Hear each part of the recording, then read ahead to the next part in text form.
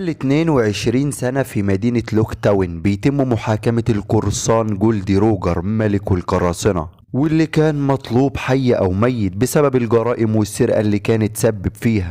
طبعا زي ما احنا عارفين في المانجا والانمي ان روجر هو اللي سلم نفسه، والعقيد جارب ما كانش موجود ساعة الاعدام، لكن لازم نتفليكس تضيف الحبكة والدراما بتاعتها. والمهم بيفضل العقيد جارب يخاطب الشعب وبيعرفهم ان عهد القراصنة انتهى وبيحكم على روجر بالاعدام. وروجر مش مهتم انه هيموت وبيكون قاعد بيضحك وبيسخر من جارب. وفي الوقت ده بيسأله واحد من الشعب عن مكان الكنز بتاعه، وبيفضل روجر يضحك وبيقول لهم كنزي إن كنتم تريدونه فهو لكم. وبيعرفهم إن الكنز فيه كل الخيرات الموجودة في العالم، الثروة، الشهرة، القوة، السلطة. وبيقول لهم لو عاوزين تلاقوا الكنز دوروا في البحر وهتلاقوه في قطعة واحدة واسمها وان بيس. في الوقت ده جارب بيؤمر بتنفيذ حكم الإعدام فيه، وبيموت القرصان الأعظم في القصة، وبيروح الشعب كله علشان يدور على الكنز، لتبدأ رحلة جيل جديد من القراصنة للبحث عن كنز الوان بيس. في الوقت الحاضر في الأزرق الشرقي بنشوف لوفي اللي بيبقى راكب على قارب وماشي في البحر، وبيقول إن حلمه يبقى قرصان ويلاقي كنز الوان بيس، وبيقول إن هو الرجل الذي سيصبح ملكا للقراصنة. المهم بيقابل بعدها طائر الأخبار، واللي هو نسخة طبق الأصل من الأنمي، ظبطوها على الآخر. والمهم بعدها القارب بتاعه بيغرق وبيدخل جوه برميل وبيقفل على نفسه، وبيفضل البرميل ماشي في المية وبيوصل عند سفينتين بيحاربوا بعض. وبنشوف على السفينة الأولى القرصانة ألفيدا ساما اللي بتبقى مطلوبة للعدالة ومكافأتها 5 ملايين. شوفها وهي بتهجم على السفينة التانية وبتقدر تقتل كل الرجالة اللي عليها بسهولة وبتستولي على السفينة بتاعتهم. ده بيطلعوا عصابة ألفيدا برميل من المية واللي بيبقى جواه لوفي. وبنشوف ان ألفيدا بتدور على صائد القراصنة روران والزورو وبتسأل الأسرى عليه، بس بيسخر منها قبطان السفينة فبتضربه ضربة قوية على راسه وبتفقده حياته. بعدها بتطلب من العامل كوبي ينظف الدم، وبالليل بيروح كوبي علشان ينظف السلاح بتاع ألفيدا، ولكن كوبي بيشوف صندوق بيتحرك وبيطلع لوفي وبيتخض كوبي جدا. بس بيروح لوفي عليه بسرعة وبيطمنه وبيعرفه ان هو قرصان بس مش هيأذيه، فبيسخر منه كوبي وبيقول له انت شكلك مش قرصان علشان القراصنة حرامية ومجرمين، بس لوفي بيقول له ان مش كل القراصنة كده. نرجع فلاش باك قبل 10 سنين في قرية الطواحين، وبنشوف لوفي وهو صغير وعايش على سفينة، وبيسخر منه العمال وبيقول العمال ان هو ابن شوارع ومحدش عارف له اهل، بس بيقول لهم لوفي ان هو قرصان فبيقعدوا يضحكوا عليه. بعدها بيطلب لوفي من شانكس ان هو ينضم للطاقم بتاعه، ولكن شانكس بيرفض وبيقول له ان البحر ليس لعبة للاطفال، انه خطر، الندوب على وجهك تثبت ذلك. على طول بيطلع لوفي لفوق وبيمسك سكينة وبيجرح نفسه علشان يبقى عنده ندبة زي القراصنة. نرجع تاني للوقت الحاضر وبيقول لوفي لكوبي ان بمجرد ما يهرب من السفينة هيروح لطريق الخط الاكبر او الجراند لاين علشان يدور على كنز الوان بيس. بيكون طريق الجراند لاين خطر جدا وبيسموه مقبرة القراصنة، وبيقول لكوبي ان امواج الجراند لاين بتوصل ل 30 متر وفيها وحوش بحرية عملاقة جدا، لكن لوفي ولا على باله الكلام ده. بعدها بيروح كوبي وبياخد لوفي معاه علشان يهربه، بس في الوقت ده لوفي بيخبط في عمود وبيطلع صوت عالي جدا بيصحي الطاقم كله. وبتروح ألفيدا عند لوفي وبتسخر منه وبيعرفها لوفي انها مجرمة وحرامية وغبية مثل بقرة البحر. بتتعصب ألفيدا جدا وبتهجم على لوفي، ولكنه بيتفادى الضربات بسهولة وبيبان ان هو متمكن جدا في القتال. يروح واحد من العمال بسرعة وبيضربه طلقة في صدره، بس فجأة جسم لوفي بيرد رصاصة في العامل وبيموته، وبنعرف ان جسم لوفي مطاطي وبيتصدم الطاقم كله لما بيشوف جسم لوفي وهو بيتمط كده. وبتروح ألفيدا علشان تقتل كوبي لانها بتحس انها غلطته، بس لوفي بيظهر بسرعة وبياخد الضربة مكانه وما بيحصلوش اي حاجة. وبعدها بيمد ايده بعيد وبيضربها لكمة قوية جدا بيطيرها في المية بعيد.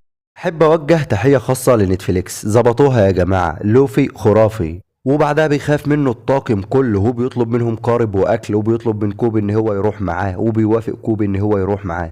بعدها بنروح لمكان تاني في جزيرة اخرى تسمى سيسكيس، وهناك بنشوف صائد القراصنة روران والزورو قاعد عند الضريح ومولع الشمع على روح شخص عزيز عليه. يظهر واحد وبيقول له ان هو من منظمة الباروكروكس واسمه مستر سيفن، وبيكون عاوز يضم زورو للمنظمة بسبب مهاراته الفريدة، بس طبعا زورو بيرفض لما بيعرف ان هما شوية مرتزقة ومجرمين. وطبعا الموقف ده لا موجود في الانمي ولا في المانجا، بس اضافة قوية واحداث درامية من مين؟ من نتفليكس. ده بيتضايق الشخص ده وبيهجم على زورو، بس بيقوم زورو بيبدأ القتال بين الاتنين، وبيبان ان زورو متمكن جدا في القتال بسيوفه التلاتة وبيضربه بالسيف ضربة بتقسمه نصين. شخصية زورو يا جماعة مرة رهيبة، أحييهم على اختيار شخصية زورو والله يا جماعة. المهم تاني يوم بيكون كوبي مع لوفي في القار، وبيسأله كوبي ازاي جسمك مطاطي كده، وبيقول له لوفي دي قصة طويلة. نرجع فلاش باك تاني وبنشوف لوفي مع شانكس وبيخيط له الجرح بتاعه، وبيكون لوفي متأثر جدا بشانكس ونفسه يكون قرصان، لكن شانكس بيحذره من البحر ومخاطره. بعدها لوفي بيدخل عند صناديق شانكس وبيلاقي صندوق صغير فيه فاكهة غريبة وبيبدأ ياكل منها. نفس الوقت بيدخل قطع طريق وإصابته للحانة اللي موجود فيها شانكس وبيطلبوا يشربوا، لكن شانكس بيقوله إن هما شربوا كل المشاريب ومفضلش غير نص إزازة.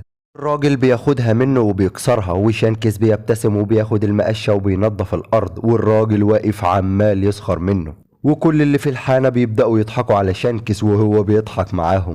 بيشوف لوفي وبيقول له انت جبان علشان ما ردتش الإهانة، وبيخرج لوفي علشان يهاجمهم، لكن شانكس بيمسك ايده وفجأة ايده بتتمط. بيتصدم شانكس وبيعرف ان هو اكل فاكهة الشيطان. نرجع تاني وبيسأل لوفي كوبي نفسك في ايه، وبيقول له كوبي ان كان حلمه يبقى من جنود البحرية، ولوفي بيقول له انا هساعدك في تحقيق حلمك.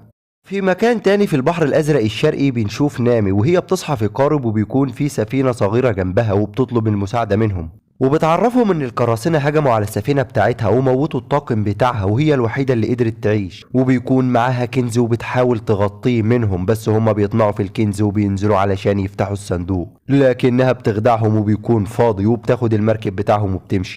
بعدها بيوصل لوفي وكوبي لقاعدة بحرية وبيقعدوا ياكلوا، وبيدخل عليهم زورو المطعم وبيكون معاه جثة الراجل اللي قتله، وبتيجي بنت صغيرة وبتقدم له أكل عبارة عن كرات رز هي اللي عملتها بنفسها، لكن بتخبط البنت دي في واحد اسمه هيليمبو وبيقع الأكل على الأرض، فبيزعق لها هيليمبو إنها وسخت جزمته. ينزل زورو على الأرض وبيلم كرات الرز وبياكلها علشان يحفظ للبنت كرامتها، وبيطلب منه يعتذر للبنت، بس بيسخر منه وبيهجم عليه وبيضربه زورو بكل سهولة وبيوقعه على الأرض. بيدخل زورو مع الجنود في قتال وبيقدر يهزمهم كلهم، وبيكون لوفي منبهر جدا بمهاراته، وبيمسكوا زورو بيكون على وشك يقتله، بس بيعرف من هيليمبو ان هو ابن النقيب مورجان وهو المسؤول عن القاعدة البحرية هنا، فبيقرر زورو يروح معاه علشان ياخد المكافأة منه ويسلمه الجثة، بس بيحبسوا النقيب مورجان بسبب انه تعدى على جنود البحرية. بعدها بنشوف بالليل لوفي وهو بيقول لكوبي انا لازم ادخل للقاعدة البحرية علشان اخد خريطة الجراند لاين ومحتاج منك تساعدني، وكوبي بيوافق. وتاني يوم بتكون نامي لابسه لبس جندي وبتدخل مع الجنود للقاعده البحريه، وفي الوقت ده بيكون لوفي وصل للقاعده وبيشوف قدامه زورو وبيطلب منه ينضم للطاقم بتاعه، بس زورو بيقول له انا ساقط قراصنه اغرب عن وجهي، ولوفي بيقول له انا شفت انقاذك لتلك الفتاه في الحانه، انت شخص طيب، وبيروح لوفي وبيفكه وبيمشي. تكون نامي بتدور على خريطة الجراند لاين، بس بيشوفها الضابط اللي سرقت البدلة بتاعته وبتدخل معاه في قتال وبتفقده الوعي، وفي الوقت ده بيقع لوفي في غرفة الخرائط وبيشوف نامي وبيعرف انها مش من جنود البحرية، وبيروحوا مع بعض يدوروا على الخريطة، بس بيظهر في وشهم مورجان وبتقنعه نامي ان هي من جنود البحرية وان لوفي سجين وهي راحة علشان تحبسه، وبيقتنع بكلامها وبيسيبهم، وبيطلب لوفي من نامي ان هي تنضم للطاقم بتاعه وهي بترفض، وبعدها بيدخلوا لغرفة مورجان وبيدوروا على خريطة الجراند لاين. بيلاقي لوفي فاس وبيمسكها وفجأة بتتفتح خزنة سرية، بس في الوقت ده بيضرب جرس الإنذار وبيكون النقيب مورجان وصل عند الباب وبدأ يكسر فيه، وبيستخدم لوفي قوته وبيقدر يخلع الخزنة من الأرض وبيقع من الشباك هو ونامي. بعدها بتهجم الجنود عليهم وبيدخلوا معاهم في قتال عنيف وبيفضلوا يضربوا في الجنود بشجاعة. في الوقت ده بيشوفهم زورو وبيقرر ينضم ليهم ويساعدهم، ولكن بيوصل مورجان وبيقرر انه يقاتلهم لوحده، وبيكون مورجان قوي جدا وبيقدر يضربهم وبيوقعهم على الارض بسهولة، ولكنهم بيتحدوا مع بعض وبيستخدم زورو الثلاث سيوف بتوعه لأول مرة وبيقدروا يضربوه وبيفقدوا الوعي. وبعدها بيروح زورو يشيل الخزنة وبيكونوا مصدومين من قوته وبيركبوا مع بعض القارب. بعدها بيوصل كوبي وبيبلغ لوفي ان هو مش هيروح معاه وانه هينضم لجنود البحرية. يتحرك لوفي هو وزورو ونامي في البحر ومعاهم خريطة الجراند لاين. بعدها بنشوف العقيد جارب وبيجي ليه بلاغ عن الهجوم اللي حصل في القاعدة البحرية وان هم سرقوا خريطة الجراند لاين، وبيتضايق جدا وبيطلب من الجنود ان هم يطردوهم ويعرفوا مين القرصان اللي لابس طاقية مصنوعة من القش وسرق خريطة الجراند لاين. وفي نفس الوقت بيعرف القرصان باجي صاحب مكافأة ال15 مليون بالهجوم اللي حصل على القاعدة البحرية، وبيقرر يطارد لوفي والطاقم. كده نكون وصلنا لنهاية الحلقة، والله إنها حلقة أسطورية. شكرا نتفليكس على هذا المجهود الجبار. إيه اللي هيحصل للوفي والطاقم في مواجهة القرصان باجي؟ إن شاء الله ده اللي هنعرفه في الحلقة القادمة. وقول لنا رأيك في الحلقة، وايه هي افضل شخصية انت شايف ان هي متوافقة مع الانمي. انا رأيي الشخصي هي زورو، ولو انت وصلت لحد هنا فانا احب اشكرك من كل قلبي. اتمنى الفيديو يكون عجبكم، واشوفكم ان شاء الله في الفيديو الجاي، وسلام.